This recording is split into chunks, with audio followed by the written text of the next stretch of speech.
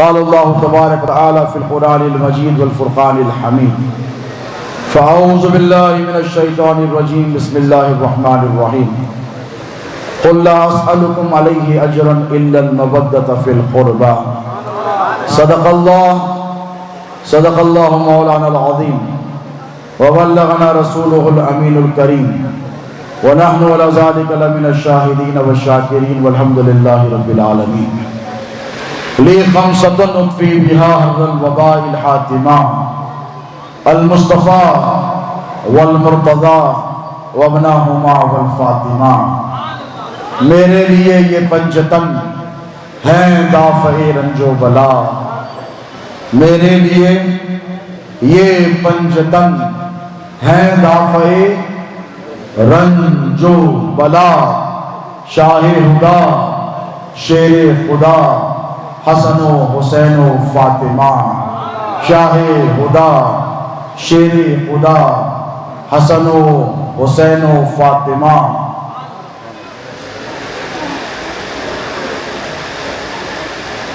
معزز مکرم شہزادگان پیر و مرشد، برادران ذی وقار، برادران طریقت، مشائخ اعظام، علماء کرام، وابستگان دامان اہل بیت اطہار، مریدین شہنشاہ کردار و گفتار، شہزاد حضور غوث اعظم، خاطئ وہابیت و خارجیت و ناصبیت، مملکت تاجدار مملکت قادریت، شہزاد حضور غوث اعظم، حضور سیدی آقائی مولائی و مرشدی و والدی الشاہ سید کاظم بادشاہ قادری الموسوی الگیلانی قدس اللہ سرہ العزیز۔ اللہ تبارک و تعالی جل مجدہ کا بڑا فضل اور بڑا احسان، اس کے حبیب پاک علیہ السلام کی نالین اقدس کا تصدق فیضان، سرکار پیران پیر روشن ضمیر محبوب سبحانی قطب ربانی سیدنا و جدنا شیخ عبدالقادر الگیلانی رضی اللہ تعالی عنہ کی صدقات و خیرات کا یہ اثر ہے، اور ہمارے آپ کے پیر و مرشد شہزاد حضور غوث اعظم کی تربیت کا یہ اثر ہے کہ دنیا کے مسائل، آلام، مصیبتیں، کٹھنائیاں، پریشانیاں اور شہزاد غوث اعظم کی رفاقت کا، مفارقت کا، ان کی جدائی کا وہ غم جس سے ہر دل پارا پارا، ہر روح بے قرار و مضطرب، آنکھیں مہینوں سے اشک بار، لیکن میرے شہزاد غوث اعظم کی تربیت پہ قربان جاؤ کہ جشن ولادت آیا تو کہا پیر کا غم ایک طرف، مولا کی خوشی ایک طرف۔ یہ انہی کی تربیتوں کا اثر ہے، ورنہ ہم میں تو اتنی جان ہی نہیں، ہمت ہی نہیں کہ اس سلسلے کو آگے بڑھائیں۔ لیکن یاد رکھو میرے دوستوں، میرے پیر بھائیوں، دوران محفل میں نے آپ کی آنکھوں کو اشکبار دیکھا ہے، اشکبار رہیں، اللہ کو تمہارے آنسو بہت پسند ہیں۔ میرے نبی نے فرمایا کہ اللہ کو روتی ہوئی آنکھیں بہت پسند ہیں، لیکن مایوس دل اللہ کو پسند نہیں ہے۔ مایوسی، میرے مصطفیٰ سے میرے رب نے فرمایا لا تقنطوا من رحمت اللہ، کہ محبوب اپنی امت سے کہہ دو کہ اللہ کی رحمت سے مایوس نہ ہو۔ ابھی آپ نے میرے پیر و مرشد کی چلتی پھرتی کرامت کو سماعت کیا۔ یہ کم سنی کے ایام جو کھیلنے کودنے میں گزر جاتے ہیں، مجھے وہ دن یاد آ رہا ہے، اور یہ چونکہ میرے پیر و مرشد کے دیوانوں کی محفل ہے، اور میں بلا کسی تحمل و تعامل کے ان حضرات سے جنہیں اجلت ہے عرض کروں کہ وہ آپ جب تک چاہیں، آپ ہماری عزت ہیں، آپ کا احترام ہمارے سراخوں پر ہے، لیکن اگر آپ کو کوئی مصروفیات ہوں تو آپ تناول تبرک مع حضرت سے فارغ ہوں اور ہمیں شکریہ کا موقع عنایت فرمائیں، کیونکہ آج بات دل کھول کر ہوگی۔ بہت ایسی باتیں ہیں جن پردوں پہ سے، حقائق پہ سے پردے ہٹانے بھی باقی ہیں، تو آپ جم کر بیٹھیں گے تو میں جم کر بولوں گا۔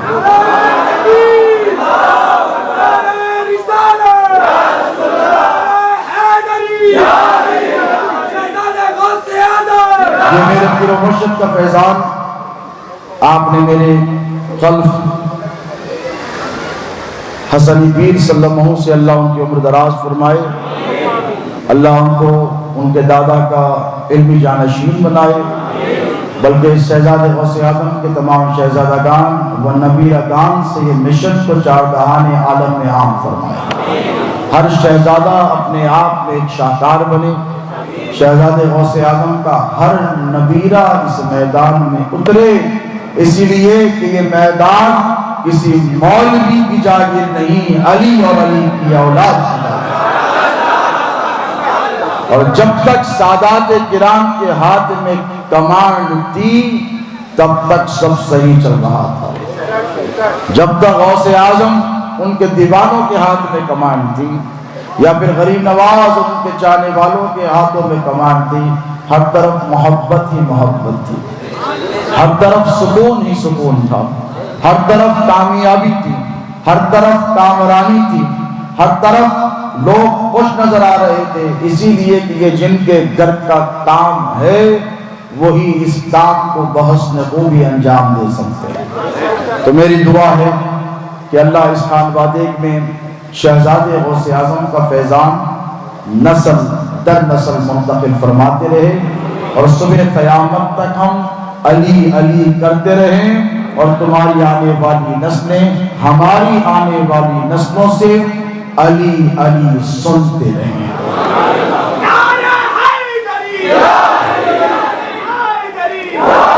شہزادے حضور غوث اعظم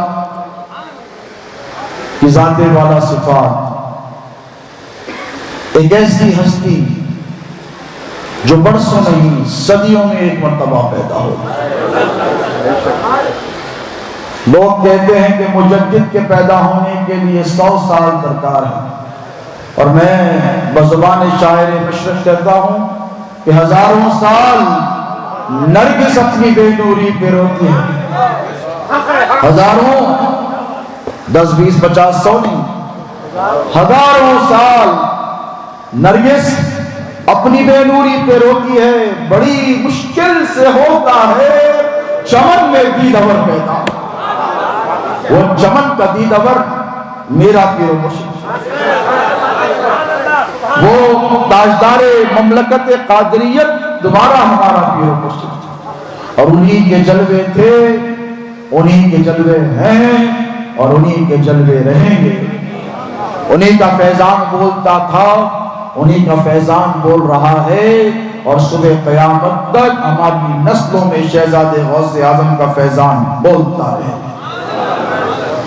میرے پیر بھائیوں، شہزادے غوث اعظم سے آپ نے برسوں خطابت سماعت کی ہے، ایک ایک نقطے میں سمندر سمو لیتے تھے، اور ایسی ایسی باتیں جو کتابوں کے صفوں کے صفحے الیٹنے پر جس کا علم اور معرفت نہیں ہوتی، ہلکی پھلکی گفتگو میں وہ گتھیاں سمجھا دیا کرتے تھے۔ وہ ان کا کرم تھا جو ہم جیسوں کو اپنے سینے سے لگایا کرتے تھے، وہ ان کا بڑک پن تھا، وہ بزرگی تھی، وہ ان کی شرافت تھی، وہ ان کی سیادت تھی، تو جنہوں نے اپنے ہر مرید کو اپنے سینے سے لگایا۔ جیسے آپ نے میرے صاحبزادے سے سنا کہ میرے اور آپ کے پیر نے اپنے مریدوں کو اپنے پیالے میں محبت علی کو گھول کر پلایا ہے، اور جو علی کی الفت کا مست ہوتا ہے وہ نہ کسی کی طرف دیکھتا ہے، نہ کسی کے بارے میں سوچتا ہے، اور نہ کسی کے باپ سے ڈرتا ہے۔ کیوں؟ اس لیے کہ جو محبت علی کی میں پی لیتا ہے پھر اسے ہوش ہوتا ہی، زمانہ چاہے کچھ بولے وہ محبت علی کے ترانے الاپتا رہتا ہے، وہ زمانے کی طرف توجہات نہیں کرتا۔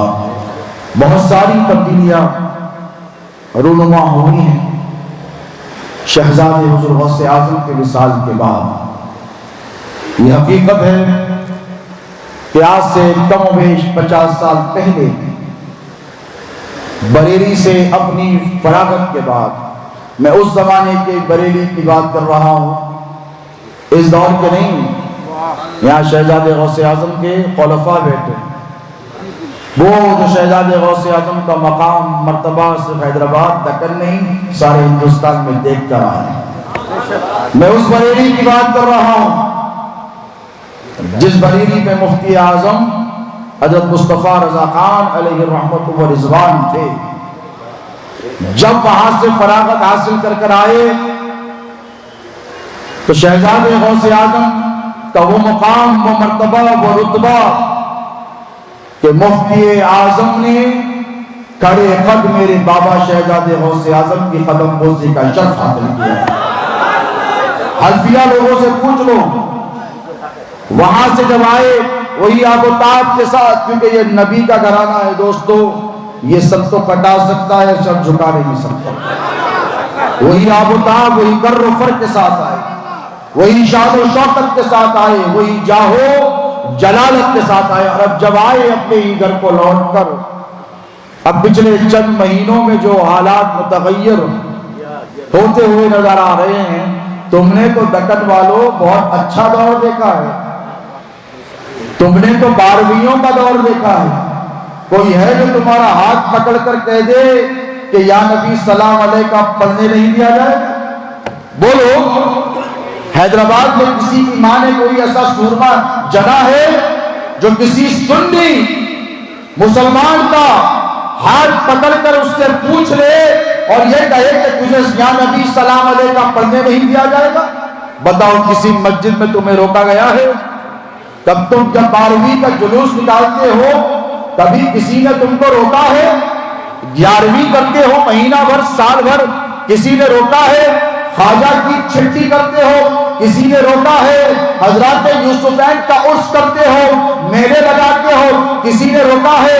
بابا شرف الدین کی پہاڑی پر 360 سیڑھیاں چڑھ کر جاتے ہو، کیا کسی نے روکا ہے؟ درگاہ موسیٰ قادری میں آ کر اپنے سر کو جھکاتے ہو، کیا کسی نے روکا ہے؟ نہیں روکا۔ کیوں نہیں روکا؟ اس لیے نہیں روکا کیونکہ شہزادے غوث اعظم نے ہر اس بڑھتے ہوئے ہاتھ کو روک دیا تھا جس نے یہ سب کام کرنے سے سنیوں کو 50 سال پہلے روکا تھا۔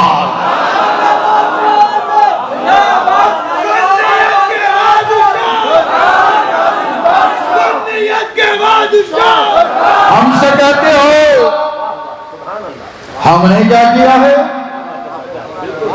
ہم سے پوچھتے ہو خانوادہ قادریہ مصویہ کی کیا خدمات ہے؟ ریاض سے 50 سال پہلے جاؤ، علماء موجود ہیں، حلفیہ قسم دے کر ان سے پوچھ لو 50 سال پہلے کا ماحول کیا تھا۔ 50 سال پہلے جب شہزادے غوث اعظم دکن لگا تشریف لائے تو دکن کی جو صورتحال تھی وہ لوگ جانتے ہیں، لوگوں کو پتا ہے۔ فاتحہ پر پابندی، صلاۃ و سلام پر پابندی، نیاز پر پابندی، آراز پر پابندی، فتووں کی بوچھار لگائی جاتی تھی۔ تو حیدر کرار نے بھی طے کیا کہ میرے نام کے شہر میں ایک ایسے میرے شیر کو بھیجوں گا جو وہابیت، ناصبیت، دیوبانیت، دیوبندیت، خارجیت، ان سب کا اپنی گفتار سے خاتمہ کرے گا، جس طرح حیدر کرار نے ذوالفقار سے خاتمہ کیا۔ میرے تمہارے پیر و مرشد نے دیوبانیت، وہابیت اور دیوبندیت کا خاتمہ اپنی گفتار سے فرمایا ہے، اپنے کتاب سے فرمایا ہے، اپنے کردار سے فرمایا ہے۔ مولا علی مشکل کشا کے یہ شعر کون کہتا ہے کہ ہم سے چلے گئے؟ کمی محسوس ہو رہی ہے، ہوتی رہے گی، صبح قیامت تک ہوتی رہے گی، اور ان کی یاد کی جو کثرت ہے یہی ہماری زندگی کا بہانہ ہے۔ ہماری زندگی ان کی یادوں کی مرہون منت ہے۔ جب تک شہزادے غوث اعظم کی یادوں کی کثرت تمہارے دل میں رہے گی، جب تک تم حقیقی معنوں میں زندہ ہو۔ اس کثرت کو برقرار رکھنا، لیکن یاد رکھو تیر کہیں جاتا نہیں، تیر کہیں نہیں جاتا، تیر ہوتا ہے، ساتھ ہوتا ہے، سانسوں میں ہوتا ہے، آنکھوں میں ہوتا ہے، یادوں میں ہوتا ہے، فکر میں ہوتا ہے، ذکر میں ہوتا ہے، چلتے پھرتے تمہارے ساتھ ہوتا ہے، ہر دم ہوتا ہے۔ تم سو تو تمہارا تیر تمہارے ساتھ ہے، تم جاگو تو تمہارا تیر تمہارے ساتھ ہے، تم تنہا ہو تو تمہارا پیر تمہارے ساتھ ہوتا ہے، تم محفل و مجلس میں ہو تو تمہارا پیر تمہارے ساتھ ہوتا ہے۔ پیر کی یادیں ساتھ ہوتی ہیں، پیر کی تعلیمات ساتھ ہوتی ہیں، پیر کی باتیں ساتھ ہوتی ہیں، اس لیے کہ یہ مذہب اسلام کسی کے چلے جانے سے نہیں جاتا ہے۔ اور یاد رکھو نبی کا جو وفادار ہوتا ہے وہ مر کر بھی زندہ ہوتا ہے۔ ارے غلام زندہ ہوتے ہیں تو اولاد کا حال کیا ہوگا؟ 1400 سال پہلے لے کر چلتا، میں نے تمہاری نبی اس دار فانی سے پوچھ کر گئے، کیا کسی نے سوچا تھا کہ انگلی کے اشارے سے سورج کو پلٹا دینے والی ذات دنیا سے جائے گی؟ کیا کسی نے سوچا تھا ہلکا سا اشارہ کر کر چاند کے 2 ٹکڑے کر دینے والی ذات اس دنیا سے جائے گی؟ کیا کبھی صحابہ نے سوچا تھا مشرکوں کے ہاتھوں میں سنگریزوں سے کلمہ پڑھانے والی ذات دنیا سے چلی جائے گی؟ کیا کبھی کسی نے سوچا تھا جن کے ادنا سے اشارے پر درخت زمین کا سینہ چیر کر قدموں میں گر جائیں وہ ذات دنیا سے چلی جائے گی؟ ایک معجزہ، 2 ہو، ہزاروں، لاکھوں، بلکہ میرے نبی کی زندگی کی ایک ایک سانس معجزہ تھی، ایک ایک ادا معجزہ تھی، چلنا معجزہ، اٹھنا معجزہ، بیٹھنا معجزہ، مسکرانا معجزہ، بولنا معجزہ، دیکھنا معجزہ، سننا معجزہ۔ اتنے معجزات والی ذات دنیا سے چلی جائے گی، کسی نے سوچا؟ سنی تقریر سنا رہا ہوں کیونکہ فتوے بہت آتے ہیں، اور ہم فتووں سے ڈرتے نہیں بلکہ تمہارے ایمان اور عقیدے کا تحفظ ہماری ذمہ داری۔ جن کے ذمے نبی نے تمہاری ہدایت کا سامان کیا ہے وہ کون ہے؟ یا تو قرآن ہے یا نبی کی آل ہے، نبی کی جان ہے، اور انہی کی ذمہ داری ہے کہ تمہیں محبتوں سے سمجھائے، کیونکہ ہم نفرتیں بانٹنے نہیں، محبتوں کو عام کرنے کے لیے آئے ہیں۔ میرے آقا علیہ السلام اس دار فانی سے پوچھ کر گئے، تشریف لے گئے۔ ذرا سوچو کہ صحابہ کا عالم کیا ہو، ذرا سوچو کہ مولا علی پر کیا گزری ہوگی۔ سید کائنات کو 6 مہینے تک روکتے رہے۔ مولا علی مشکل کشا نے کہا کہ سیدہ اتنا تم روتی رہو گی تو حسنین کی طبیعت پر بار پڑ جائے گا۔ تو کیا کہا کہ آنسو نہیں رکتے یہ حیدر، کہا یا محترم میرے آنسو نہیں رکتے۔ تو مولا نے کہا کہ بی بی آپ کے لیے ایک الگ کمرہ بنا دوں، ایک الگ کمرہ بنا دوں جہاں بیٹھ کر آپ کے بابا کو یاد کر دیا کریں۔ تو دارالحزن اس کمرے کا نام ہوا۔ سیدہ وہاں بیٹھی 6 مہینے تک روتی رہی، اپنے بابا کو یاد کرتی رہی، اور میرے نبی نے فرمایا میری اہل بیت میں سب سے پہلے جو مجھ سے ملے گی وہ میری بیٹی فاطمہ ہوگی۔ یہ خوشخبری کی مسکرائی وہ قصہ آپ کو معلوم ہے۔ تو ذرا سوچے کہ حسنین کریمین پر، مولا علی پر، اہل بیت اطہار پر، حضور کے چچاؤں پر کیا گزری ہوگی جس کیفیت میں حضور اس دار فانی سے پوچھ کر گئے۔ اور جب گئے تو ماتم تھا، نا امیدی تھی، مایوسی تھی، کہ سب سوچ رہے تھے کہ اب کیا ہوگا، اب اسلام کا کیا ہوگا۔ اسلام کو کون بچائے گا؟ اسلام کی تبلیغ کا کام کون کرے گا؟ اب حضور نہیں ہے تو پھر یہ سارے کام کاج کیسے چلیں؟ قربان جائیں امیر المومنین سیدنا ابو بکر صدیق رضی اللہ تعالی عنہ نے اٹھ کھڑے ہوئے اور کہا کہ اے لوگوں، حضور کے تعریفوں کے پل باندھیں، حضور کے کمالات، حضور کے محاسن، حضور کے شمائل تفصیل سے بیان کیے، نبی کے معجزات کا ذکر کیا، نبی کی زندگی کا ذکر کیا، نبی کی تعریفیں کی، اور اس کے بعد کہا ہے لوگوں اگر تم یہ سمجھتے ہو کہ تم محمد کی پوجا کرتے یا عبادت کرتے صلی اللہ علیہ وسلم، تو وہ تو چلے گئے، لیکن یاد رکھنا جس کی بارگاہ میں محمد سجدہ ریز ہو کر عبادت کرتے وہ خدا تھا، ہے اور ہمیشہ رہنے والا۔ صحابہ ایک نئی جان پیدا ہو گئی، جذبے کے ساتھ آگے بڑھے، اور اس کے بعد پھر فتوحات کا سلسلہ شروع ہوا، اس کی الگ تفصیلات ہے۔ تو یہ واقعہ آپ کی خدمت میں رکھنے کا مقصد صرف یہی کہ حضور کے جانے کے بعد اسلام کا تاب و تاج بولو پردہ فرمانے کے بعد رکا نہیں۔ یہاں سے دو حصے ہیں، اب دیکھیں نظام کے دو حصے ہیں، ایک ہوا نظام ظاہری اور ایک ہوا نظام باطنی، ایک وہ جو نظر آئے، ایک وہ جو نظر نہ آئے، اور جو نظر نہ آئے تو دن کی دنیا ویران ہو جائے، اسے نظام باطنی کہتے ہیں۔ کیا کہتے ہیں؟ نظام باطنی، یہ اندر کا حال۔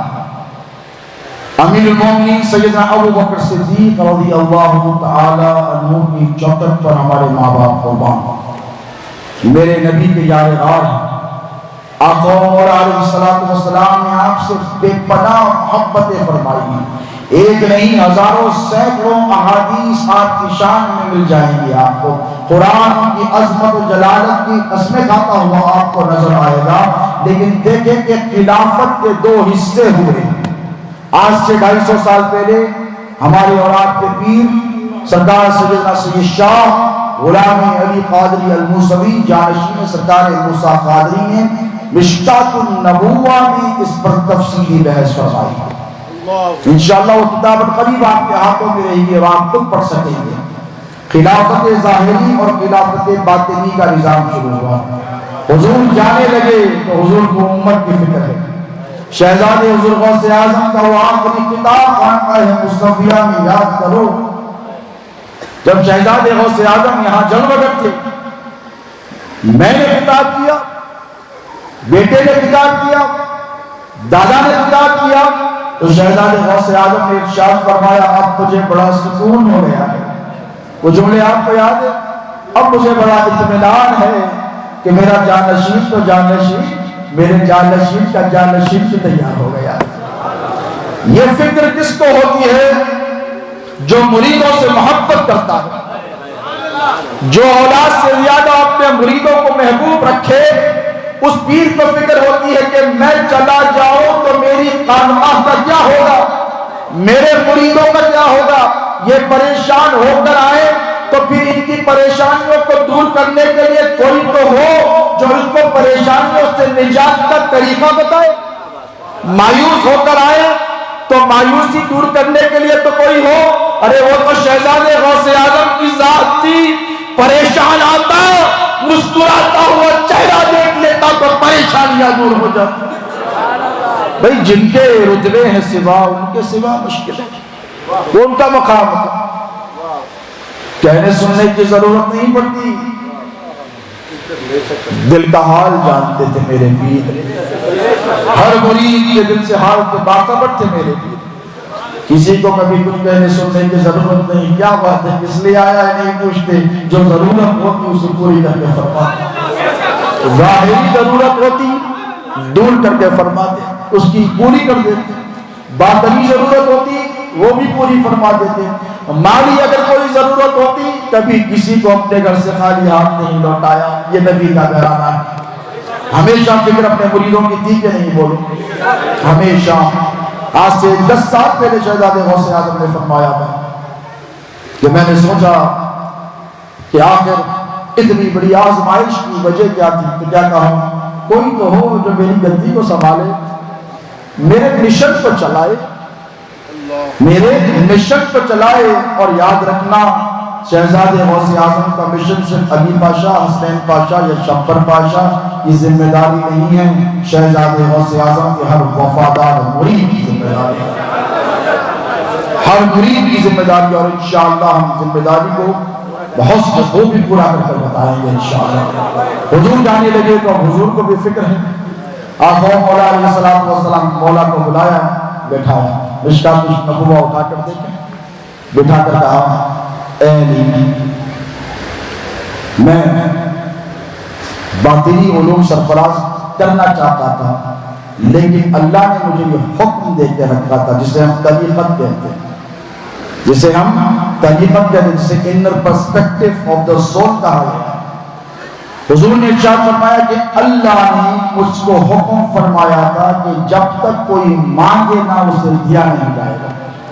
اور اے علی، آج تو نے مجھ سے مانگا، مولا آئے بیٹھے اور کہا یا رسول اللہ ظاہر تو ہو گیا نا سب، نماز کیسے پڑھی جائے، روزہ کیسے رکھا جائے، حج کیسے دیا جائے، جہاد کیسے کیا جائے، زکوٰۃ کیسے ادا کی جائے، معمولات کیسے کیا جائے، امر بالمعروف و نہی عن المنکر کا فریضہ کیسے انجام دیا جائے، یہ سب باتیں تو آپ نے بتا دی سرکار۔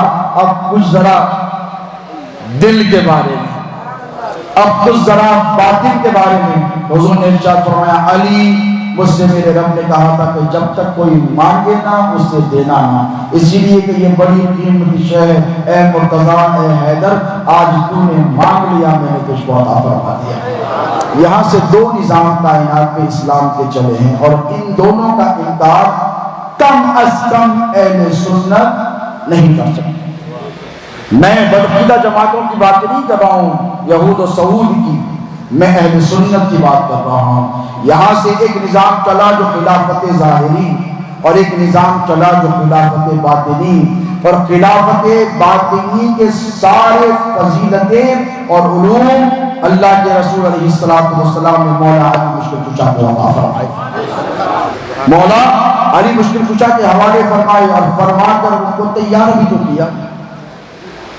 کس محبت کے ساتھ۔ دیکھیں آج ہر طرف بر صغیر میں بالخصوص افضلیت کے مسئلے کو لے کر بڑے ہنگامہ آرائیاں ہو رہا ہے، جسے دیکھو کہتا ہے کہ یہ افضل ہے، وہ افضل نہیں، وہ افضل ہے، یہ افضل ہے کہ نہیں؟ بتائیے، این پی آر سی اے کی جیسی تلوار جو لٹک رہی تھی وہ ابھی بھی مسلمانوں کے سروں پر، گردنوں پر لٹکی ہوئی ہے، ابھی وہ گئی نہیں۔ جس سے دیکھو افضلیت کے مسئلے پر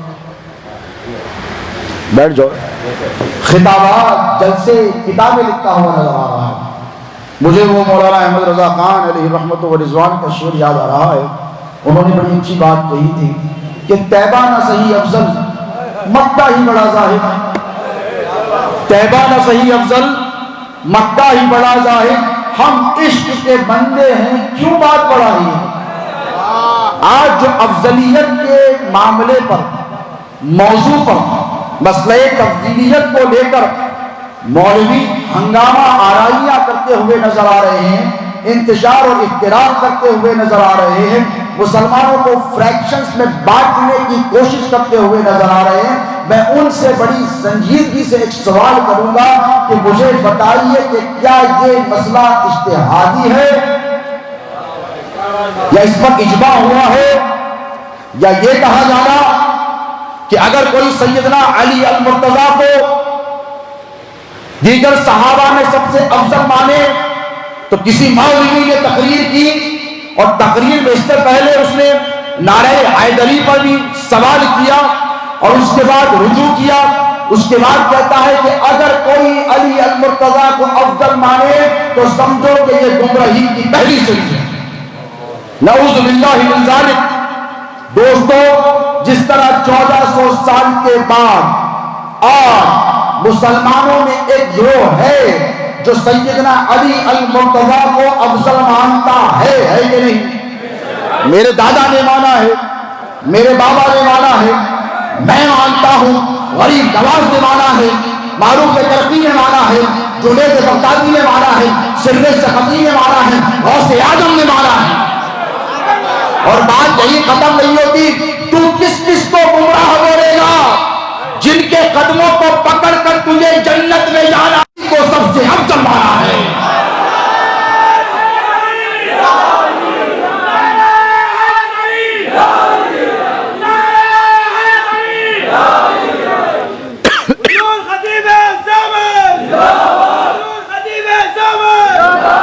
کچھ باتیں، اب مسئلہ یہ ہے کہ اگر میں یوں ہی بول دوں تو مسئلہ بڑھ جاتا ہے۔ تقریر کے اخیر میں کچھ حوالے دوں گا، ضرور دوں گا احادیث کے حوالے سے۔ مجھے ایک بات بتاؤ، ہم وہ نہیں جو سرکار سیدنا ابو بکر صدیق رضی اللہ تعالیٰ عنہ کو افضل نہیں مانتے۔ آپ کہیں گے یہ کیسی بات ہے حضرت، آپ نے کیسی بات کری؟ اب دیکھو، ایک ہے سلسلہ قادریہ، حضرت سیف دکن کی توجہ دعائیں چاہوں، ایک ہے سلسلہ قادریہ اور ایک ہے سلسلہ چشتیہ۔ قادری جو ہے وہ غوث اعظم کو تمام اولیاء کا سردار مانتے ہیں کہ ارے بولو مانتے ہو؟ میں بھی مانتا ہوں، تم بھی مانتے ہو۔ قدمی حاضی علی رقبت کل ولی اللہ، غوث اعظم نے کہا میرا قدم تمام اولیاء کی گردن پہ، مانتے ہو کہ نہیں مانتے؟ بولو مانتے ہو کہ نہیں مانتے ہو؟ اب جو چشتی میرے بھائی ہیں، وہ چشتی جو بھائی ہیں، بعض باتوں پر ان کو اعتراض ہے، لیکن مجھے بتاؤ ان اعتراضات کے باوجود کیا کسی قادری نے اجمیر کو جانا چھوڑا ہے؟ بولو کیا کسی قادری نے خواجہ کا دم بھرنا چھوڑا ہے؟ خواجہ کی چٹنی چھوڑی ہے؟ خواجہ غریب نواز کو کسی قادری نے کہا کہ سلطان ہند رہی ہے؟ ٹھیک اسی طرح ہم وہ سنی ہیں جو علی کو بھی افضل مانتے ہیں اور ابو بکر صدیق کو بھی افضل مانتے ہیں۔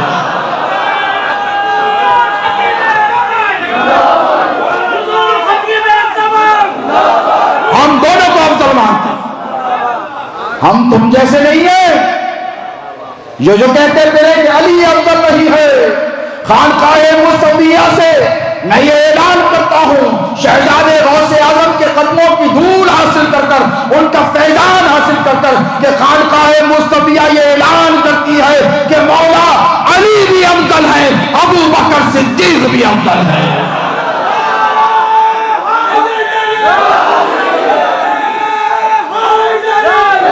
لیکن اے مولویوں، ناصبیوں، خارجیوں، تم یہ ہمت نہیں کر سکو گے۔ کیوں؟ بغض علی تمہارے سینوں میں بھر گیا ہے، یہ تمہیں مجبور کر دے گا۔ تم ایسا نہیں کہ ہمارا دل بہت بڑا ہے، ہمارا دل بہت بہت حسنی ہے یار، ہم امام حسن کے غلام ہیں۔ اقتدار مانگا تو دیکھا صفے ہیں، ادھر بھی لاکھوں ہیں ادھر بھی لاکھوں ہیں، ادھر بھی جیالے ہیں ادھر بھی جیالے ہیں۔ امام نے کہا ادھر بھی میرے ہیں ادھر بھی میرے ہیں۔ امام نے یہ نہیں کہا امام حسن نے ادھر ان کے ہیں، امام نے کہا یہ بھی میرے کٹیں گے وہ بھی میرے کٹیں گے، یہ بھی میرے نانا کے غلام وہ بھی میرے نانا کے غلام۔ امام حسن نے کہا اس طرف بھی میرے نانا کی امت ہے اس طرف بھی میرے نانا کی امت ہے، تو کہا جناب معاویہ آئیے ہم آپ کو اقتدار عطا فرماتے ہیں۔ جھگڑا نہیں کیا، ہم ان کی اولاد اور ان کے نام لیوا ہیں، یاد رکھیں۔ دیکھیں مولا علی مرتضیٰ رضی اللہ تعالی عنہ کے افضل ہونے، یہ افضلیت کا یہ جو معاملہ ہے، میں ذمہ داری سے کہہ رہا ہوں کہ یہ بڑا حساس مسئلہ ہے، اس مسئلے پر گفتگو کرنے سے دامن جل جاتا ہے۔ میں مولا علی مشکل چچا کا نام لے کر بیٹھا ہوں، انہیں کے فیضان سے چند باتیں آپ کو پیش کروں گا۔ مجھے بتاؤ یہ ایک ترکیب ہے کہ نہیں کہ سب سے پہلے اسلام لانے والوں میں کس کا نام؟ تین نام ہے، تین نام۔ حضرت سیدنا ابو حنیفہ، ہم حنفی ہیں کہ حضرت سیدنا ابو حنیفہ رضی اللہ تعالی عنہ نے یہ ترکیب بنائی اور بڑی خوبصورت ترکیب بنائی۔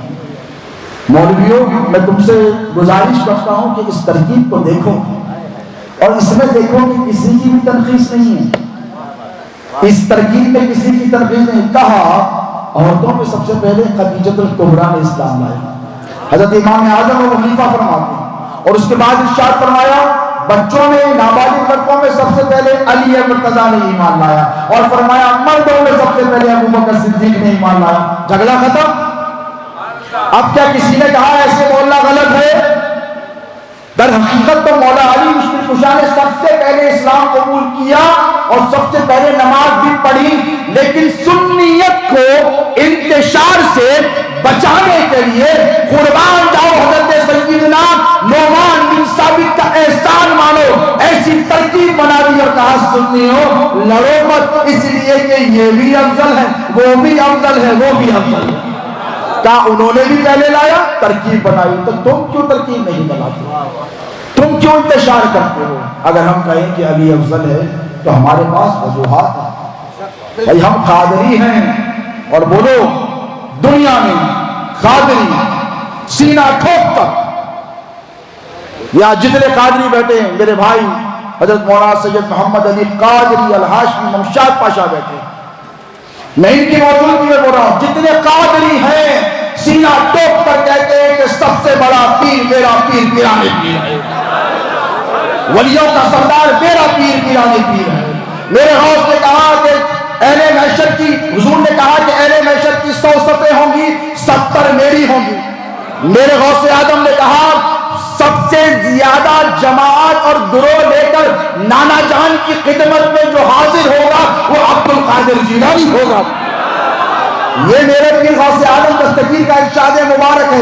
اب قادری سینہ ٹوک کر کہتے ہیں کہ میرا سلسلہ سب سے بڑا، بھئی کسی کو تکلیف ہوتی ہو تو ہو، آپ کہیں میرے چشتی بھائی کہیں کہ آپ کا سلسلہ سب سے بڑا، تو میں اعتراض نہیں کروں گا۔ اگر کوئی رفائی کہے کہ میرا سلسلہ سب سے بڑا، تو میں اعتراض نہیں کروں گا بولیے۔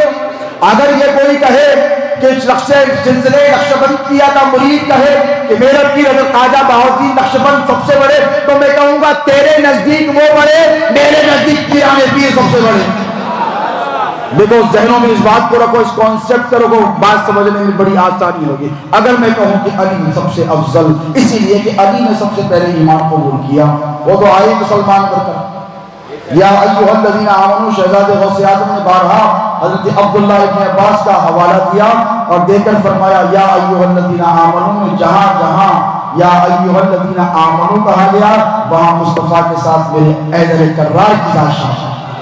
اب دیکھیے علی کے افضل ہونے میں، یہ ممتاز ہونے میں، منفرد ہونے میں، پرومیننٹ ہونے میں، سگنیفیکنٹ ہونے میں، اور سب سے اعلیٰ اور عرفہ ہونے کی وجوہات کیا ہیں؟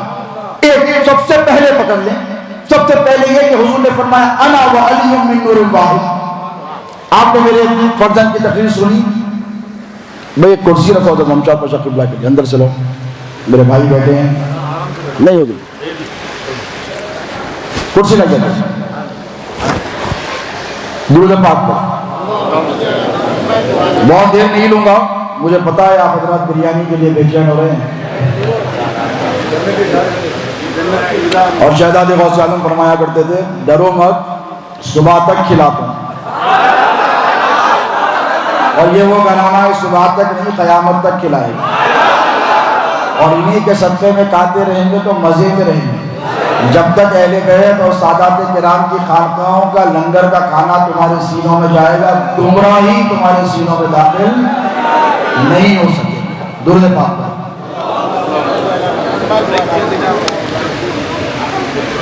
اب دیکھیں حضور نے کیا فرمایا انا و علی من نور واحد، بڑی مشہور حدیث ہے۔ سید تشریف رکھیے، ہم شاپ پر ادھر بیٹھے، نہیں یہیں رکھو کرسی لو، تشریف 14,000 سال، ایک روایت 14,000 سال۔ حضور فرماتے ہیں کہ میں تھا، علی تھا اور کچھ نہیں تھا۔ بولیے تو بولو یار، سب دنیا میں آنے کے بعد مصطفیٰ کو جانے ہیں، تو یہ جو چیز علی کو ممتاز کرتی ہے سب سے پہلے وہ یہ کہ علی اور نبی دونوں ایک ہی نور سے بنائے گئے، انا و علی من نور واحد، دونوں ایک ہی نور سے بنائے گئے۔ ابو تراب میرے مولا کا ایک بڑا پیارا لقب ہے، مٹھی والے، اور مولا کو سب سے زیادہ یہی لقب پسند تھا۔ آپ یہ سمجھتے ہیں کہ کیوں پسند تھا؟ اس لیے کہ حضور آئے، سید کائنات سے کچھ بات پہ مولا ناراض ہوئے، کمرے میں گئے، اس کے بعد نکلے مسجد نبوی میں لیٹ گئے، حضور آئے، علی کے جسم سے گرد کو جھاڑا، قم یا ابا تراب کہا، علی کو لپٹا لیا، اور جب کبھی صحابہ ابو تراب کہتے تو علی سب سے زیادہ خوش ہوتے. کیوں؟ اس کی جو حقیقت ہے وہ عارفین فرماتے ہیں ابو تراب کہنے سے علی اس لیے نہیں خوش ہوتے کیونکہ نبی نے جس نے علی سے گرد کو جھاڑ کر اٹھایا تھا، بلکہ ابو تراب کہنے سے علی اس لیے خوش ہوتے کیونکہ مصطفیٰ نے فرمایا میرے نور سے علی کو بنایا گیا ہے. اور سنو، دونوں ایک ہی نور سے بنے، دونوں ایک ہی نور سے بنے، اس سے ساری کائنات بنی. پھر آگے فرمایا جس مٹی سے تیرے نبی کو بنایا اللہ نے اسی مٹی سے میرے علی کو بھی بنایا.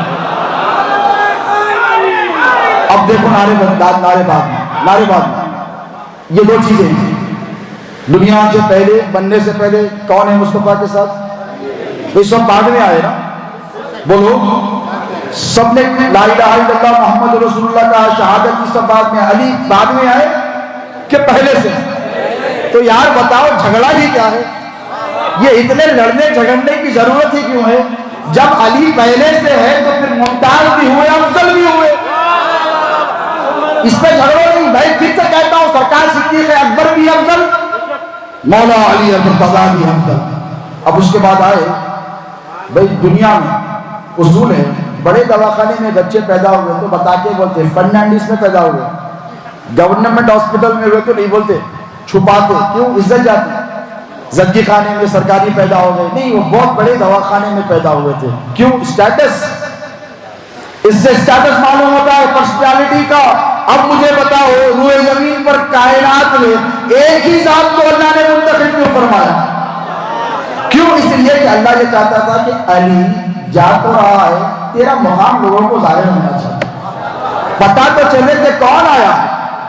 بھئی دیکھیں نبی کے ساتھ معجزات ہیں، نبی کے ساتھ قرآن ہے، نبی کے ساتھ سارے معاملات ہیں کہ نہیں؟ بولیے. ماننے والے تو آنکھ بن کر کے مانتے ہیں یؤمنون بالغیب کے مصداق، لیکن علی کو نہیں ماننے والے اسلام میں آ کر بھی آنے والے ہیں. یہ نبی بھی جانتے تھے، خدا بھی جانتا ہے، یہ خدا بھی جانتا ہے. تو اللہ نے مکے میں کسی اور گھر کا انتخاب علی کی ولادت کے لیے بولو یار نہیں کیا. کیا کہا؟ علی تو جائے گا ضرور لیکن پیدا میرے گھر میں ہو. اب دوسری دیگر روایت کے انہوں پیدا ہوئے انہوں پیدا ہوئے، سب جھوٹے باتیں. دنیا مانتی تھی، مانتی ہے، مانتی رہے گی کہ کعبہ کے اندر ایک ہی ذات پیدا ہوئی ہے جسے مولا علی کہتے ہیں. علی کے علاوہ کوئی بولو نہیں آیا. اس کے بعد کیا ہوا؟ علی نے آ کے نہیں کھولی. یہ بھی بڑا اعزاز. اب بتاؤ کوئی کسی صحابی ایسا پیدا ہوا ہے جس نے آگے بند کر کے رکھی ہو، کہا حضور آئیں گے تو کھولوں گا؟ ارے بولو، شرماتے کیوں؟ بہت آئے نا. کیا کسی صحابی کو یہ شرف حاصل ہے کہ وہ کہے کہ میں نے آنکھ کھولی تو سب سے پہلے محمد کا چہرہ دیکھا؟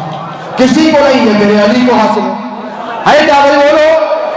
یہ جو وصف ہے یہ علی کو ممتاز کر دیتا ہے، ایک الگ لائن میں ٹھہرا دیتا ہے. صحابہ نے ایسے ہی نہیں کہا ہے، حضرت عبداللہ ابن مسعود نے ایسے ہی نہیں کہا ہے، حضرت عبداللہ ابن عباس نے ایسے ہی نہیں کہا ہے، حضرت امام حسن علیہ السلام نے ایسے ہی نہیں کہا ہے. بے شمار صحابہ، حضرت سلمان فارسی نے بھی ایسے ہی. بولیے، یہ تو جو جہاں بیٹھے وہیں بیٹھے. اور اگر کوئی اٹھ کے جائے گا بے وجہ کے تو پھر خانقاہ میں آنے کی اس کو اجازت نہیں. بیٹھ جاؤ، اس محفل سے کوئی جائے گا نہیں، ہو جائے گا تو آئے گا. سمجھے؟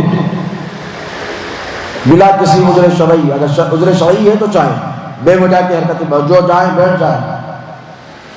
سمجھ رہے ہیں آپ؟ تو یہ وصف بولو کسی کو ملا؟ مولا کے سوا کسی کو نہیں ملا. آپ کھولی تو حضور کے چہرے اقدس کو دیکھا. اس کے بعد پھر حضور آئے، اور حضور آئے اس وقت تک علی کو نہلایا نہیں گیا جب تک مصطفیٰ نہیں آئے. یہ قدرت کا انتظام تھا. 2 دن 3 دن روایت آتی ہے کہ 16 رجب کو مولا نے آنکھ کھولی تو حضور کا چہرے اقدس کا دیدار کیا، اور 3 دن تک حضرت سیدنا ابو طالب پہ بھی قربان جاؤ. ان کو بھی معلوم ہے لوگ ان کے ایمان کی نفی کرتے ہیں، میں تو کہتا ہوں اس سے ان کی کرامت کا اظہار ہوتا ہے.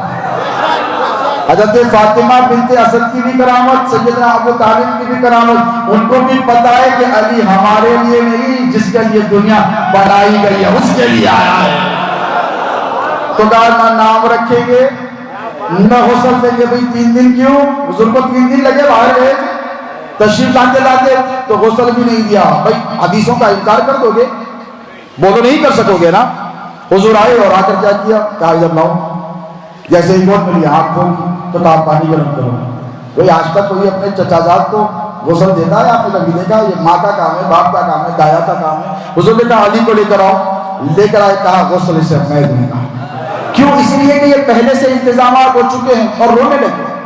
حضور کی چشمان مبارکہ سے آنسو جاری ہو گئے. حضرت ابو طالب نے کہا محمد صلی اللہ علیہ وسلم کیا باتیں رو کیوں رہے ہو؟ اس میں رونے والی کیا باتیں ہیں؟ تو نبی کی نبوت بول تھی کہ اے میرے چچا، میں جو دیکھتا ہوں وہ تم نہیں دیکھ سکتے، کیونکہ ولی کا مقام الگ، نبی کا مقام الگ. نبی چشم نبوت سے دیکھتا ہے، ولی چشم ولایت سے دیکھتا ہے، اور چشم ولایت سے جو دیکھتا ہے وہ بھی چشم نبوت کا صدقہ ہوتا ہے. اس بات کو یاد رکھے. حضور رونے لگے تو پوچھا کیوں رو رہے ہو؟ تو ارشاد فرمایا کہ اے چچا، میں اس لیے رو رہا ہوں کہ علی کو پہلا غسل میں دے رہا ہوں اور مجھ کو آخری غسل علی دے گا. تو بولو ممتاز ہوئے کہ نہیں؟ اس کے بعد عہد شادی کے حالات ہوئے تو حضور آئے اور آ کر کہا کہ چچا اس کی تربیت مجھے دے دو. اب مجھے بچاؤ. جو شہزادے غوث اعظم کے گھر میں تربیت پایا وہ علی پاشا، حسنین پاشا، شبر پاشا. احترام کرتے ہو کہ نہیں؟ بھائی کوئی پیر بھائی آ کر مجھ سے تھوڑی کہے گا، میں فقریہ نہیں کہتا ہوں بلکہ میں شکرانے کے طور پر، تحدیث نعمت کے طور پہ کوئی پیر بھائی آ کر کہے گا کہ آپ اور میں دونوں برابر. تو میں کہوں گا بھائی پیر بھائی ہونے میں تو برابر، لیکن بیٹا ایک بات تو بھول گیا، میں صرف تیرا پیر بھائی نہیں پیر زادہ بھی ہوں. ہے کہ نہیں؟ میں کہوں گا بھائی میں تیرا پیر زادہ بھی ہوں. اب مجھے بتائیے مولا علی مشکل کشا کی تربیت کس نے فرمائی؟ ارے کس کے گھر میں پہلے کوئی اور چیز مانو نہ مانو، آغوش مصطفیٰ میں تربیت پانے والی ذات کو تو افضل مان لو. ارے نبی کے گھر میں پڑھنے والا افضل نہیں تو کیا کسی اور کے گھر میں پڑھنے والا افضل ہو گیا؟ چلو بات یہی ختم نہیں ہوئی، بیٹھ جاؤ. بات یہی ختم نہیں ہوئی. اس کے بعد پتا ہے آپ کو کیا کیا؟ حضور آتے اور مولا علی مشکل کشا شیر خدا بہت دنوں تک دودھ نہیں پی رہے ہیں، روایتیں موجود ہیں. تو حضرت ابو طالب کو فکر ہوئی کیا بات ہے، پھر دیکھنے میں ماشاءاللہ اسد اللہ تو اسد اللہ ہی. پنجہ ایسا کہ بچپن میں اٹھایا، سانپ کو پٹک پٹک کے جھولے میں مار دیا. حضرت فاطمہ بنت اسد کہتی ہیں پھر نشو و نما بھی ہو رہی ہے، زبردست پرسنالٹی بھی بلٹ اپ ہو رہی ہے. حضرت ابو طالب نے کہا کیا بات ہے، کوئی فرشتے آ کے تو نہیں کھلاتے میرے بیٹے کو؟ ذرا دیکھو تو صحیح کیا ماجرا ہے. جھانک کر دیکھا حضور آئے دوپہر کے وقت، مولا کو اپنے سینے سے لگایا ایسے جیسے ماں اپنی اولاد کو چہیتی اولاد کو سینے سے لگا کر ایسے تھام لیتی ہے، ایسے حضور نے اپنے سینے سے لگایا اور زبان نکال کر علی کو چسا رہے ہیں. ارے بولو یار کوئی ہے جس نے مصطفیٰ کی زبان چوسی ہے؟ ارے کم از کم یہ شخص تو علی کو ممتاز کر دے گا نا. حسن و حسین نے بعد میں چوسی ہے زبان، حیدر کرار کو مصطفیٰ نے پہلے اپنی زبان چسائی. ارے کم از کم ہم اس بنیاد پر علی کو افضل بول لیں تو آپ بول سکتے ہیں. جیسے ہم سرکار سیدنا ابو بکر صدیق کو ان کے جو کمالات ہیں جن میں وہ ممتاز ہیں، جن میں وہ منفرد ہیں، that has been bestowed upon him only، جو کسی اور کو نہیں ملے، ہم کہیں گے برابر یار غار ہیں میرے آقا کے، ہجرت میں ساتھ تھے، افضل ہیں. سب سے پہلے مردوں میں ایمان لایا، افضل ہیں. اپنا گھر بار لٹایا، افضل ہیں. حضور سے بے پناہ محبت فرمائی، افضل ہیں. سارے صحابہ ایک طرف، قرآن نے جن کی صحابیت کو قرآن میں محفوظ کر دیا اللہ نے، وہ صحابی افضل ہیں ایک طرف. ہم نے کب کہا کہ وہ افضل نہیں ہے؟ لیکن اگر ہم کہیں کہ علی افضل ہے تو تم بھی تو مان دو. یہ جھگڑنے والی کیا بات ہے؟ میں کہتا ہوں کہ جو افتراق اور انتشار ہو رہا ہے یہ بس سمجھ کا چکر ہے. بھئی ہمارا سلسلہ افضل ہے قادریہ، تو کس کی وجہ سے افضل ہے؟ آپ کہو گے کہ نہیں علی افضل نہیں تو پھر سلسلہ قادریہ کی افضلیت کا بھی انکار کرنا پڑے گا. کیوں؟ کیونکہ غوث اعظم کا شجرہ جہاں سے ملتا ہے وہ علی کی ذات ہے. مجھے کبھی کبھی یہ ڈاؤٹ ہوتا ہے کہیں یہ سلسلوں کی لڑائی تو نہیں ہے. میں بھی نہیں ابھی پردے نہیں اٹھا ہوگا. بہت پڑھتے ہیں. میں نے کہا بہت وقت چاہیے, انشاءاللہ بیٹھیں گے. یہ میرے بڑے بھائی تشریف فرما ہیں, سیف دکن, اللہ سلامت رکھے, اور شہزاد غوث اعظم ان سے بے پناہ محبت کرتے تھے. اور ایک بات بتاؤں, آپ کو پتہ چلنا چاہیے کہ آپ کے والد, آپ کے دادا اور میرے دادا دونوں فرسٹ کزنز کیا تھے؟ آپ کے دادا حضرت قبلہ علیہ رحمت و رضوان میرے دادا کے حقیقی پھپھیرے بھائی, تو دونوں میں بڑی محبت تھی. حضرت علامہ سید شاہ احمد علی ہاشمی ممتاز پاشا علیہ, تمہاری گفتار, تمہارا کردار, تمہاری شجاعت, تمہارا بولنے, یہ سب تو ہے یار, عالم بن جاؤ. کہا جا کے فراغت حاصل کر آؤ. تو تحریک میں جو شہزاد غوث اعظم کو بریلی بھجانے میں شامل تھے وہ آپ کے بابا بھی تھے.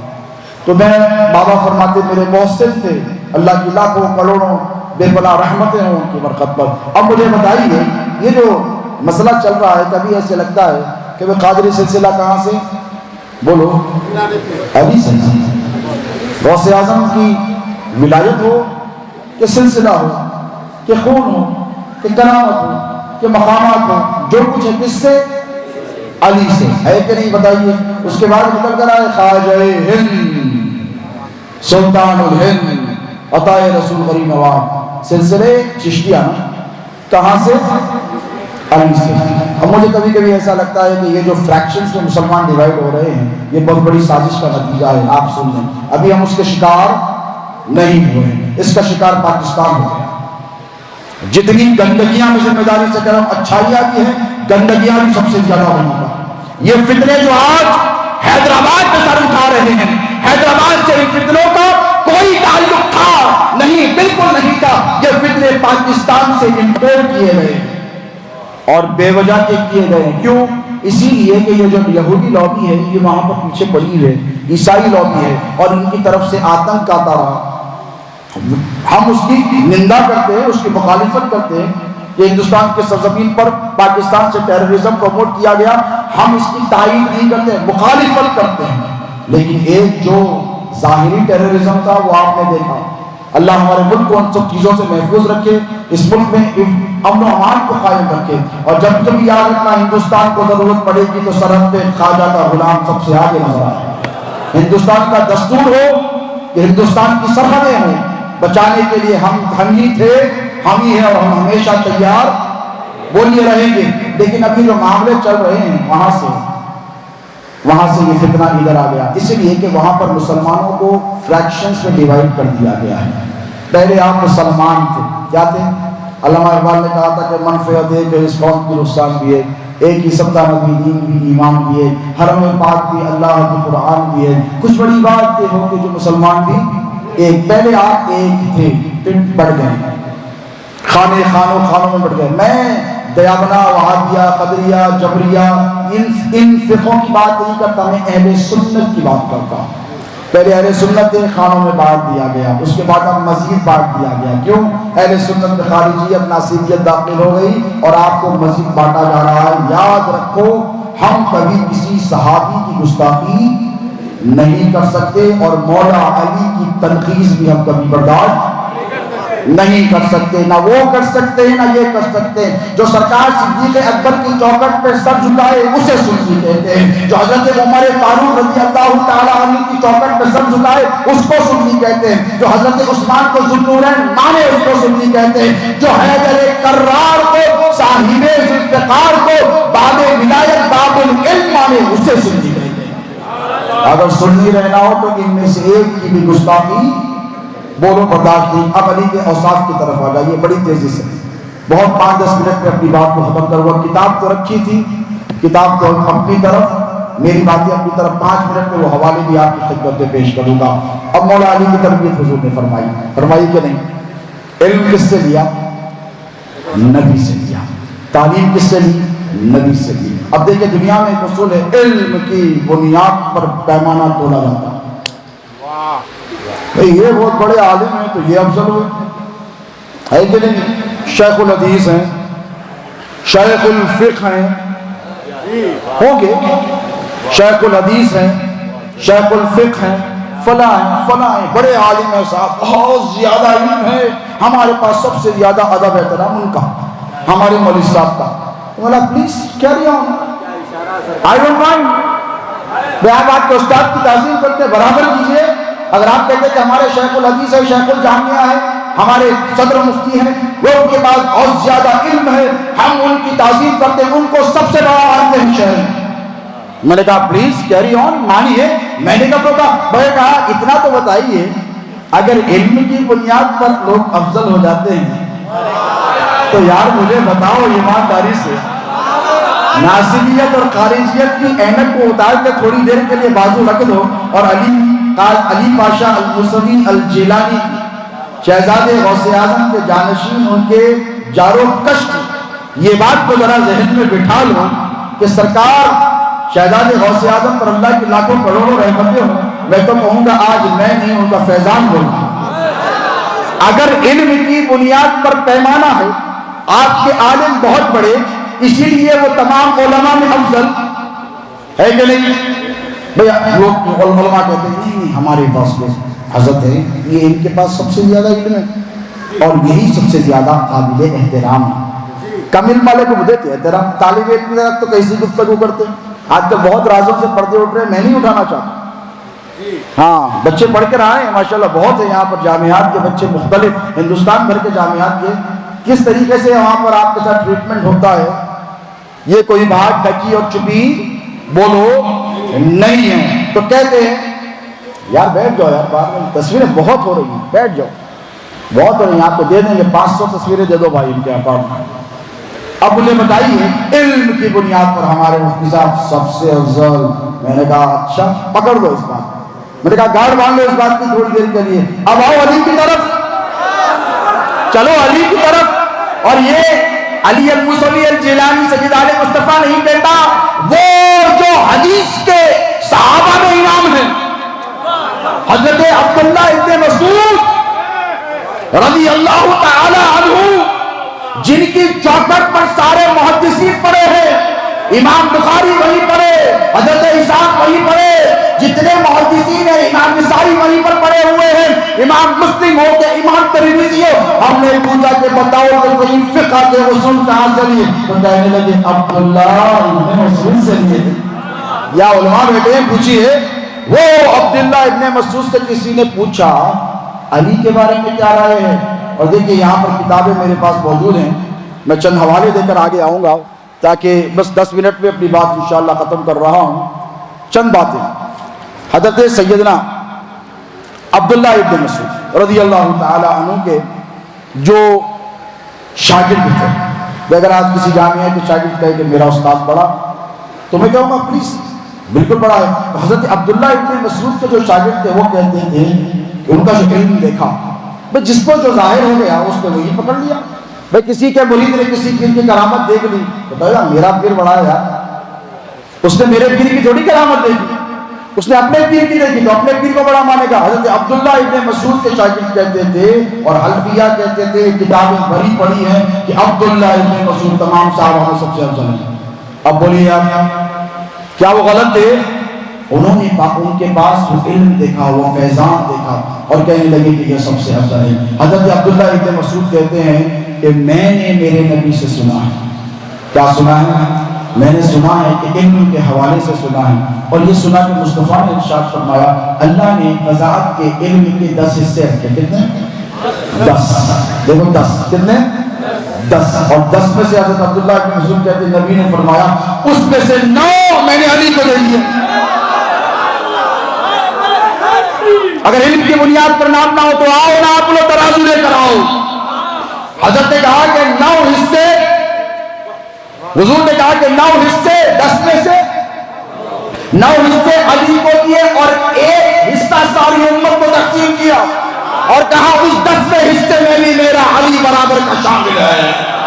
اگر علم کی بنیاد پر ہی تم لوگوں کے پیمانے ناپ کے تولتے ہو تو مجھے بتاؤ روئے زمین پر کائنات ہست و بود میں نبی کی امت میں علی سے بڑا عالم نہ کوئی تھا نہ ہے نہ صبح قیامت تک آئے گا.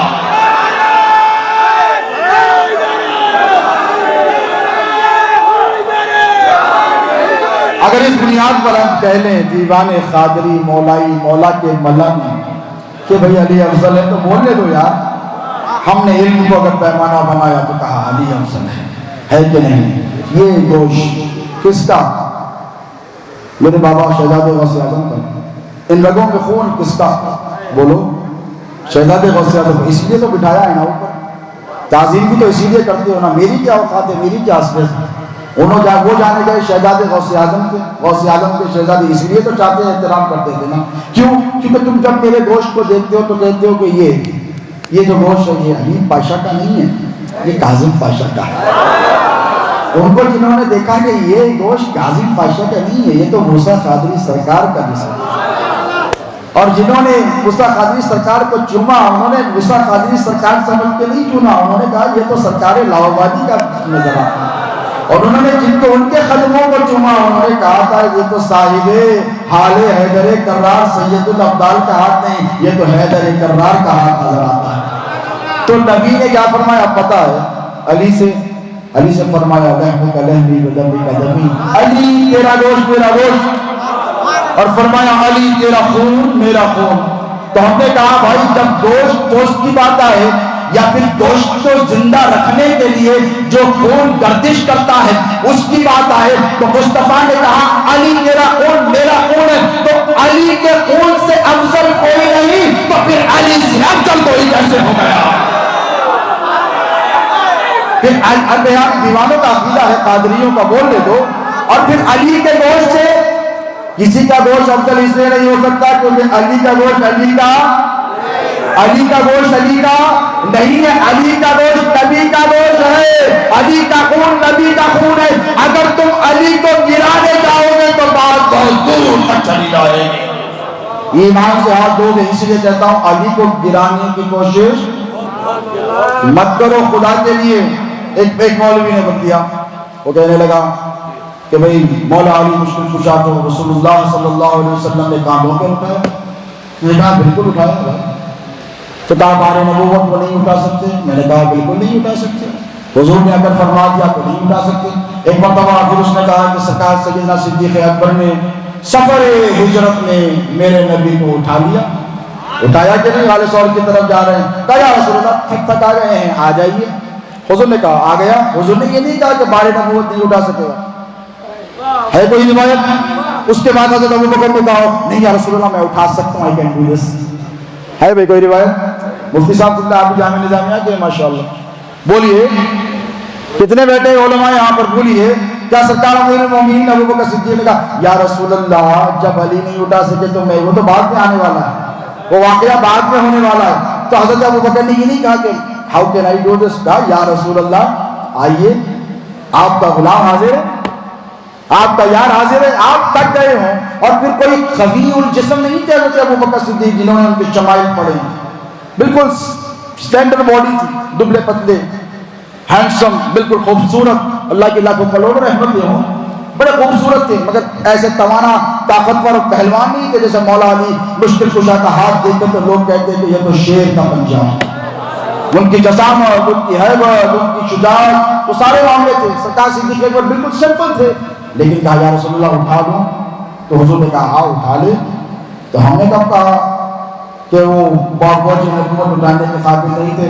ہم نے کہا بھائی جس کے دل میں مصطفیٰ بستے ہوں, جنہوں نے اپنی جان میرے نبی پہ قربان کی ہو, جن کے اسلام پر بے شمار احسانات ہوں, جن کے بارے میں میرے نبی نے فرمایا سب کا بدلہ چکا دیا ابو بکر کا قیامت پہ دوں گا. ہم نے کبھی نہیں کہا کہ سرکار صدیق اکبر رضی اللہ تعالیٰ عنہ نے حضور کو کیسے اٹھا لیا. وہ اٹھا لیا, ان کا مقام تھا, ان کا رتبہ تھا.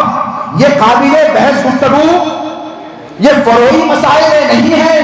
ہم نے کہا بالکل اٹھا لیا.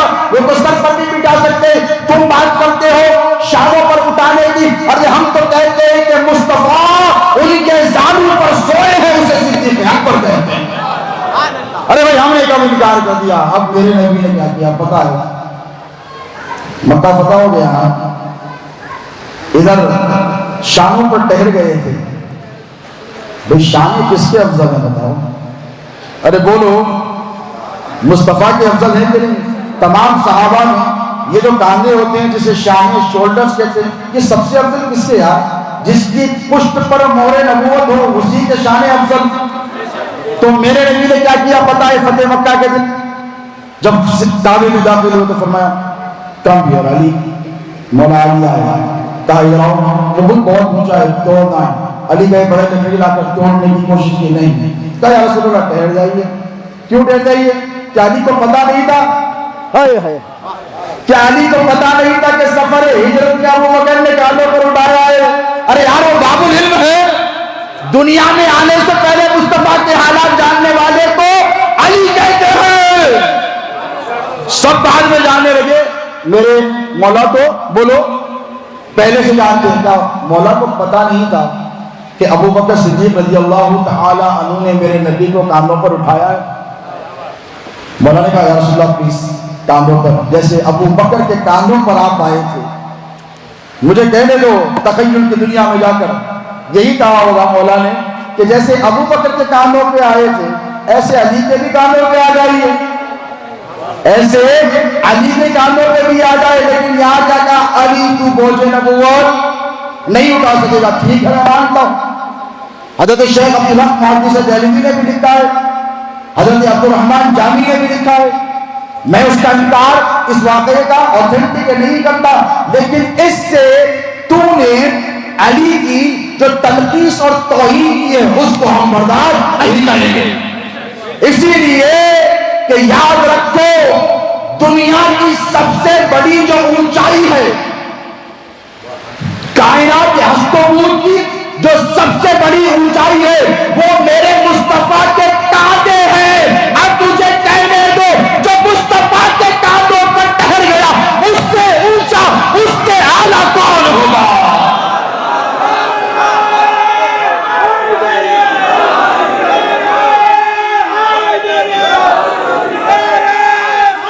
نہیں ہو سکے گا دوست یہ کسی کا حق نہیں ہے حیدر کرار کا بہت روایتیں بڑی پڑی ہیں اگر اعتراض آئیں گے اب وقت نہیں ہے مستند کتابوں کے حوالوں کے ساتھ یہ کتاب رکھی ہے برسریات بھی آئے گی حوالے بعد میں دوں گا حوالوں کے حوالے ضرور کروں گا اگر اعتراض کریں گے میرے پاس روایتیں بھری پڑی ہیں صحابہ کی بڑی پڑی ہیں اہل بیت اطہار کی بڑی پڑی ہوئے ہیں کچھ لوگ ایسے تھے جو سید کائنات سیدہ فاطمہ الزہرا کو سب سے افضل مانتے حضرت عباس خود فرماتے ہیں کہ سیدہ کائنات فاطمہ سے افضل کوئی نہیں ایک روایت میں حضور کے چچا ہیں خود علی کے چچا ہیں خود علی کے چچا ہیں وہ کہتے ہیں کہ روئے زمین پر میں نے نبی کے بعد علی سے افضل کسی کو نہیں مانا کیا کہیں گے امام حسن نے کہا کیا کہیں گے ان کو گمراہ کہیں گے نعوذ باللہ من ذالک سنیت سے خارج کہیں گے ان پر رافضیت کا الزام لگانے کی آپ جرات کریں گے میرے پاس فہرست بڑی پڑی ہوئے ہیں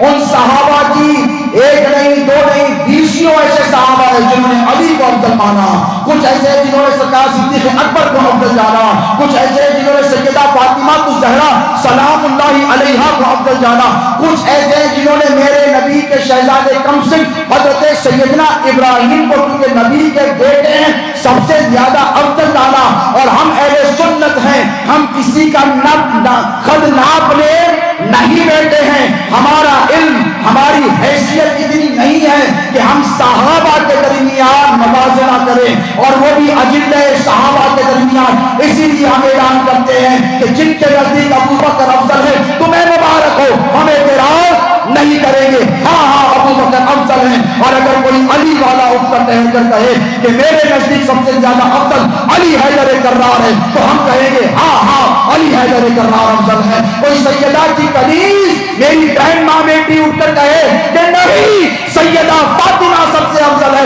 تو میں کہوں گا ہاں میری ماں ہاں میری بہن ہاں میری بیٹی نبی کے بعد سب سے افضل سیدہ فاطمہ ہے اسی کو سنیت کہتے ہیں اسی کو سنیت کہتے ہیں یاد رکھنا اس سے منحرف نہیں ہونا سب افضل ہیں سب کا مقام بلند ہے سب ہماری سر کا تاج ہیں سب نبی کے چاہنے والے ہیں ہم سب کو سلام کرتے ہیں اور تم سب کو یہ پیغام دیتے ہیں کہ شہزادے غوث اعظم کا جو مشن ہے اس تک جم کے ڈٹ کر رہو کیونکہ شہزادے غوث اعظم فرمایا کرتے تھے بیٹا علی علی بول رہی میں نے کہا بابا نام ہی تو آپ نے علی رکھا ہے اب جب سے آنکھ کھولی ہے مجھے تو دیکھتا ہے علی تو پکارتا ہے تو میں نے کہا میں علی علی نہ کروں تو کیا کروں؟ تو فرمایا دیکھو بہت علی علی کہو گے تو امتحانات میں پڑ جاؤ گے، اور شہزادے غوث اعظم بھی امتحانات سے گزرے، کیوں؟ علی علی کہنے کی وجہ سے۔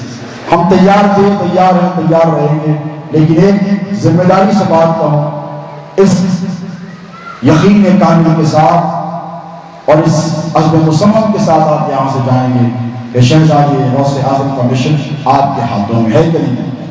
ان کا دامن ہی نہیں، وہ ایسے سانچے پی رہے ہیں، لوگ دامن دیتے ہیں، شہزادے غوث اعظم نے مشن دیا ہے۔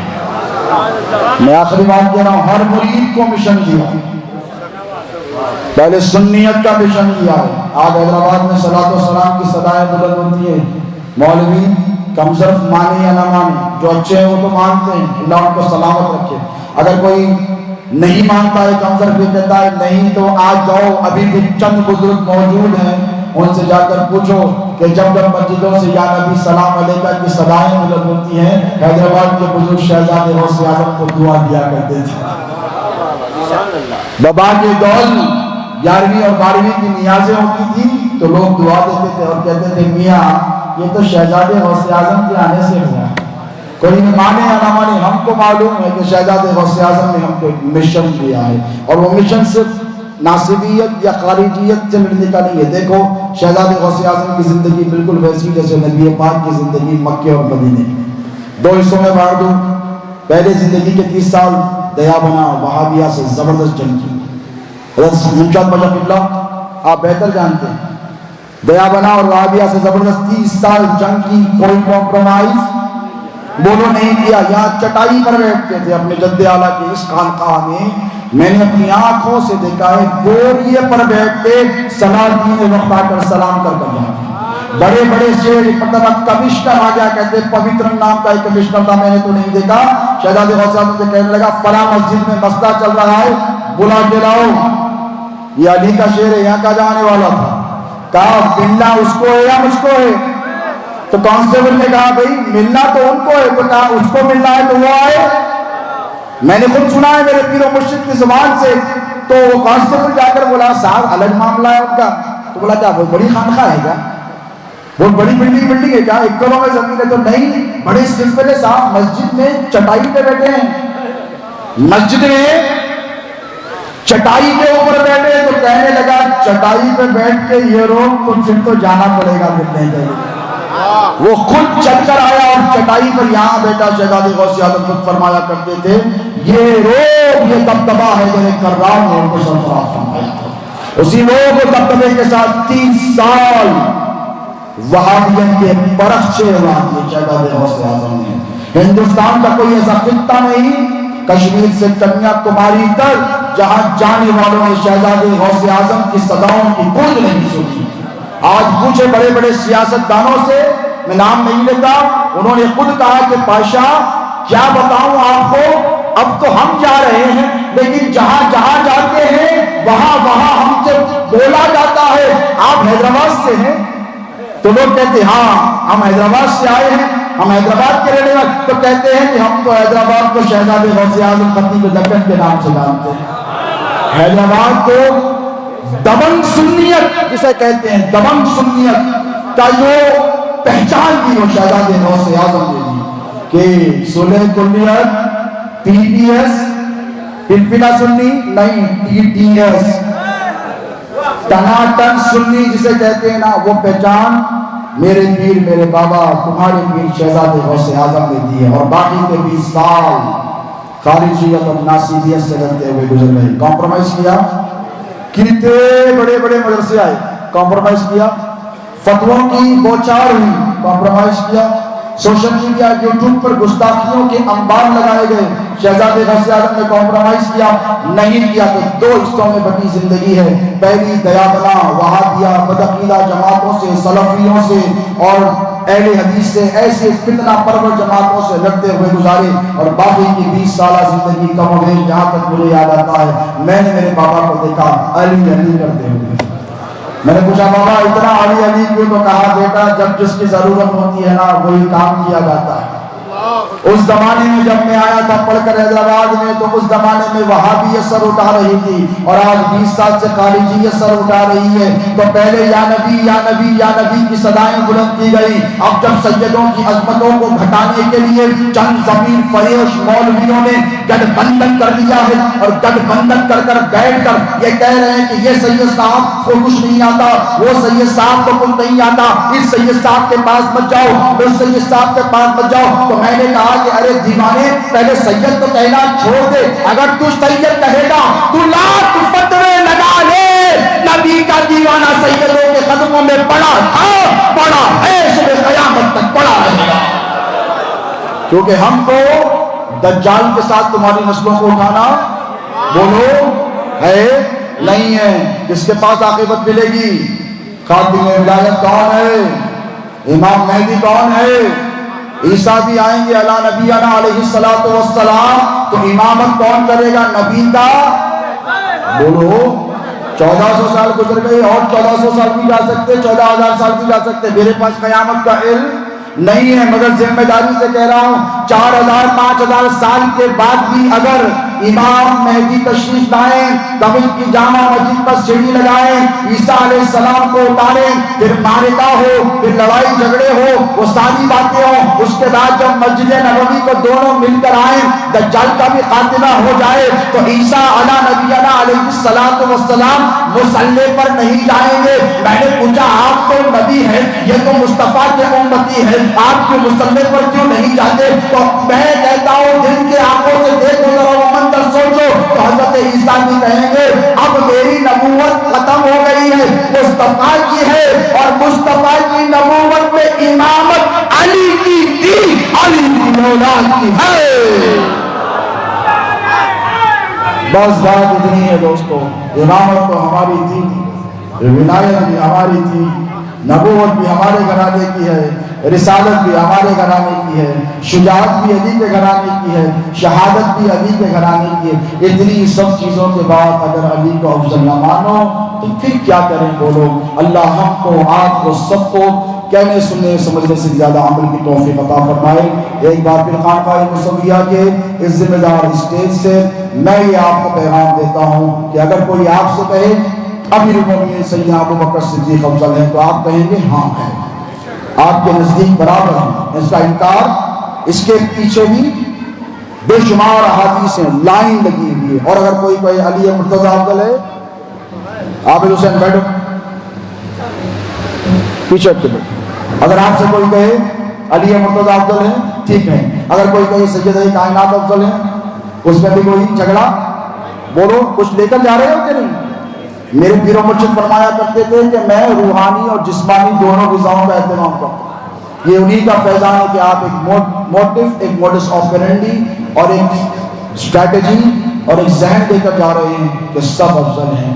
ہمارے نزدیک ابو بکر صدیق بھی افضل ہیں, حضرت عمر بھی افضل ہیں, حضرت عثمان بھی افضل ہیں. لیکن جب بات طریقت کی آئے گی اور رگ قادریت کھڑکے گی تو ہم کہیں گے غوث اعظم کے دادا سب سے افضل ہیں. اللہ ہمارے اور آپ کے پیر و مرشد کے فیضان کو چار جہان عالم میں عام کریں.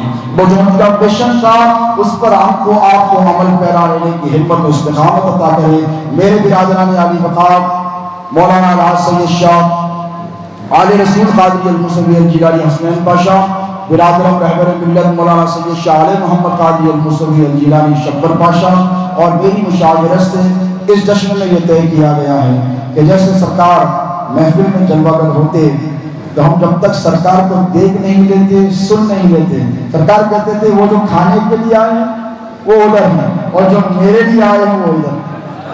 بولو بولتے تھے کہ نہیں؟ پھر سرکار بولتے تھے میرا آدمی کہیں نہیں جاتا, تم لاکھ نعمتیں اس کے سامنے رکھ دو, لیکن جو کھانے کے لیے آئے وہ وہی تھے.